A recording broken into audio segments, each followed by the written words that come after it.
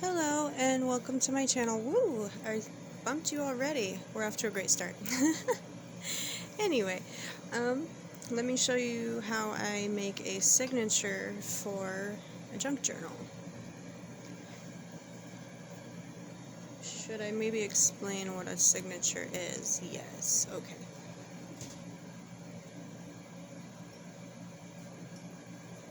I have a tiny notebook I can show what a signature is fairly easily with. You can see there's two lines of strings. That's because there's two signatures in here. And if I look at the top, you can kind of see where there's one signature and two.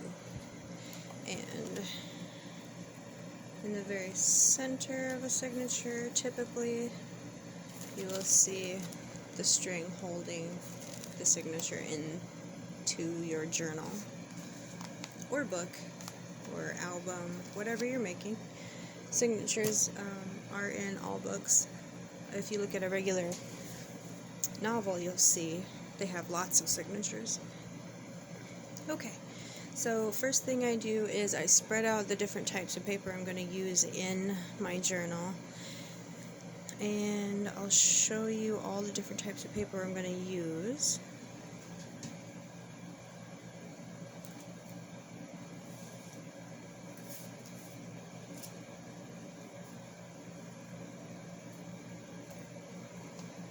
So wow, I bumped it again. I do use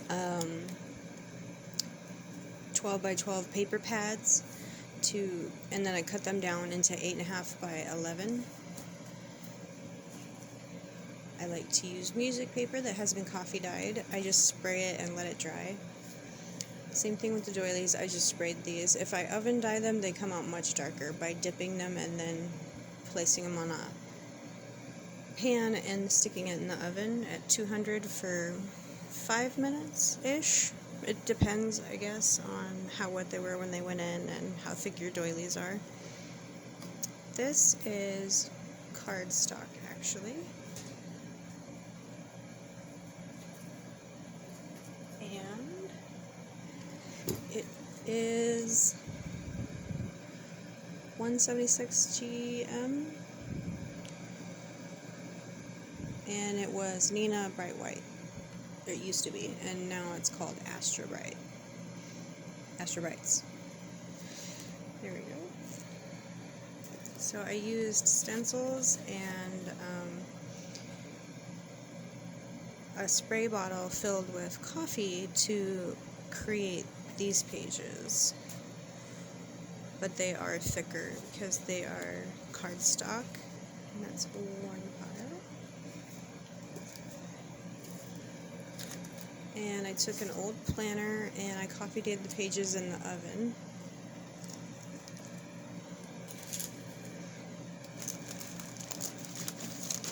I oven dyed some paper with lace to create a pattern and some with doilies to create a pattern. This is just copy paper.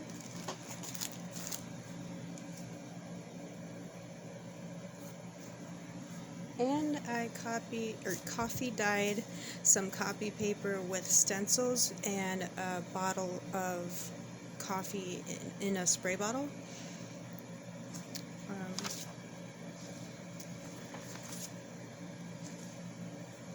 To get these looks.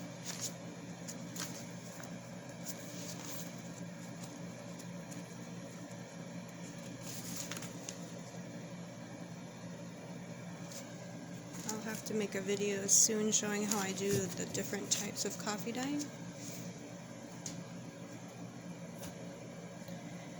Get my little piles spread out again.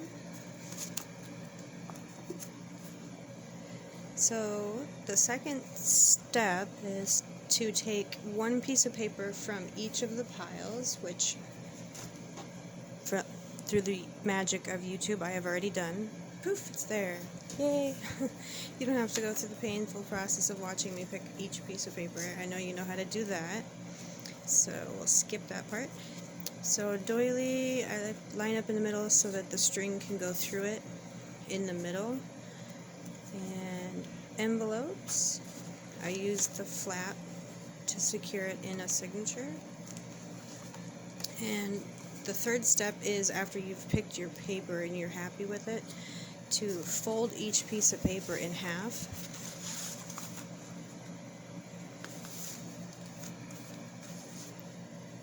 And just tuck your pages into the other pages.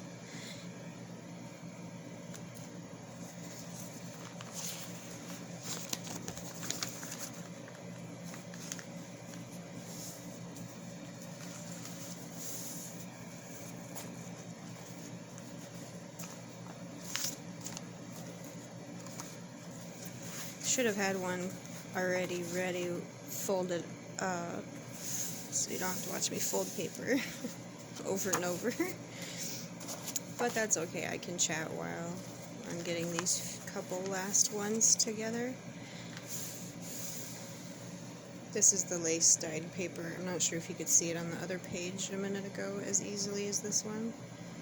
But it's lace over paper that I have dipped in coffee, and then I dip the lace in coffee and lay it over it and stick it in the oven about 200 degrees for 5 to 10 minutes, depending on how thick the lace and how thick the paper is itself, or how wet it was when it went in. So now that I have my signature mostly ready to go, let's see, where do I want this one? Let's put this one right there.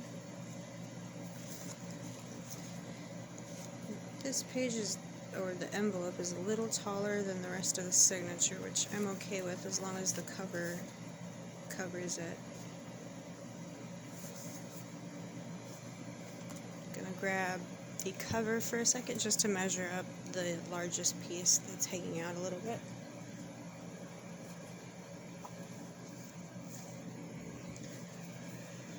I was making a journal one time and the music pages were sticking out, and so I had to trim them down because they were a little larger than the regular pieces of paper.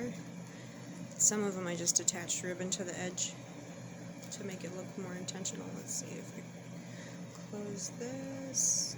Yep, it will be sticking out a little bit, so I'll probably cut it down somehow. Oh, the Christmas journal. Never mind. I'll just put it in the Christmas journal because it's the only journal I have right now that's going to be big. So skip that. Problem solved.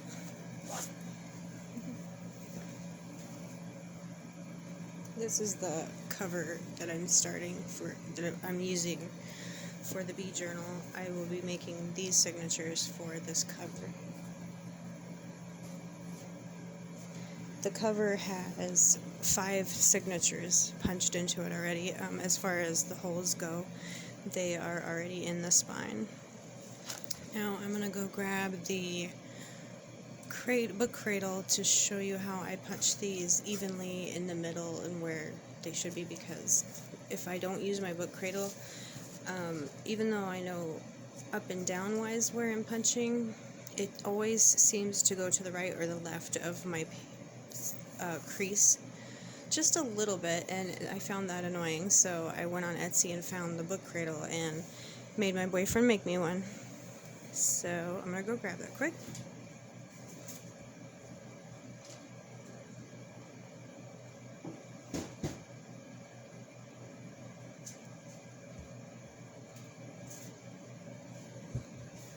Ta-da! There it is. That's all it is. See if I can get it in the shot here at all. There we go.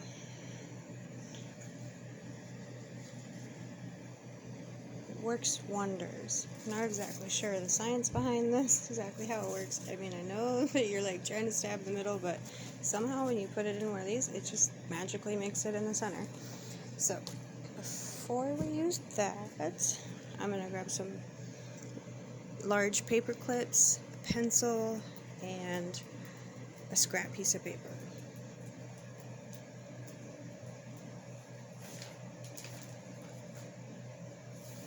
So scrap paper,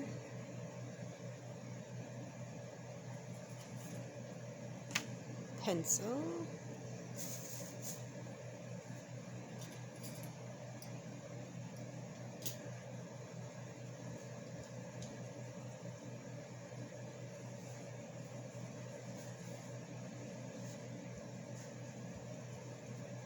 And paper clips.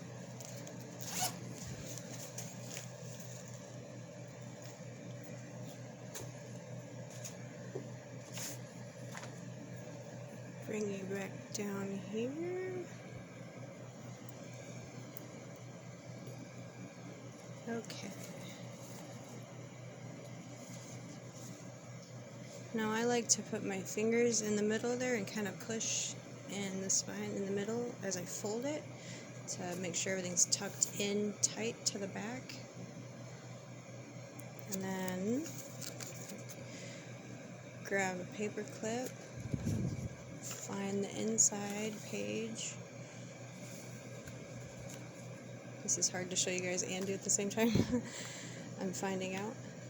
And slip it on there.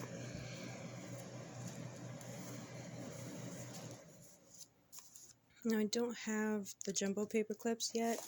I should probably get on Amazon and order those. I forgot that I needed those because it makes it harder to hold on to this little guy with just the little ones. But to get around it, I just go way in there. I probably use more paper clips than I need to, but I'd rather it be secure than risking it walking all over.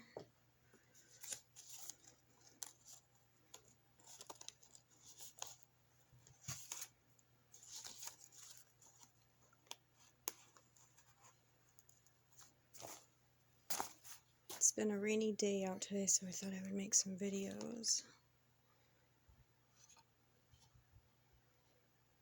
Okay, and then place my book cradle there. Oh, I forgot to do the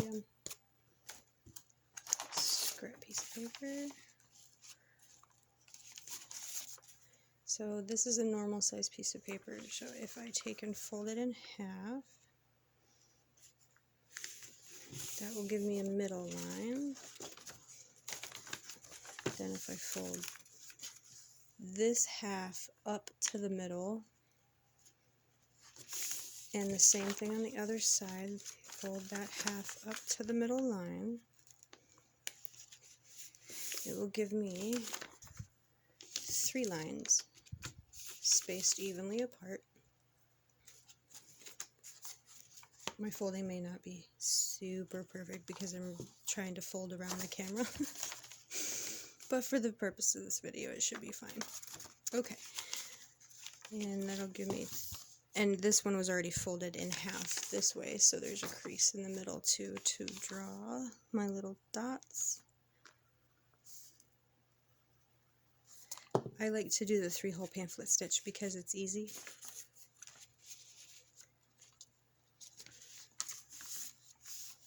I've seen some of the other really fancy binding techniques, but I just haven't been inspired yet to actually try them. Oh, that circle got drawn way off. A little closer in the middle there. Big dots. Make sure they're easy to see for my older eyes. Okay, and then we take this whole ensemble here. You can paper clip this to your signature if you want to. I just line it up about in the center so that hopefully I'm hitting the center of the doily too. And if it's off, it doesn't bother me that much actually. I figure it's already a junk journal. Not manufactured cookie cutter style by any means, very handmade. Okay, that guy looks like he's in the center of that page. So if we go lined up with that one, do I want them all to line up on the bottom like that? Or do we want them more in the center? I think I'm going to try to scoot this one up just a smidge. There we go. Not sure if you can tell what I was doing there, but the shorter page wasn't quite in the middle of the bigger pages. Then I line this one up, and now I gotta grab the pokey tool.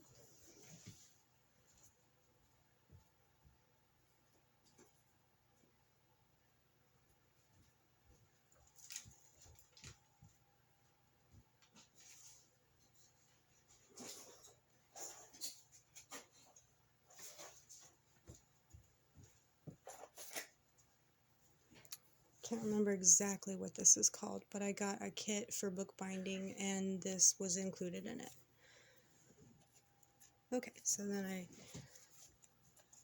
hold with my fingers kind of tight against there, and I go in on my first hole there, push down till it goes through. Same thing with the other holes.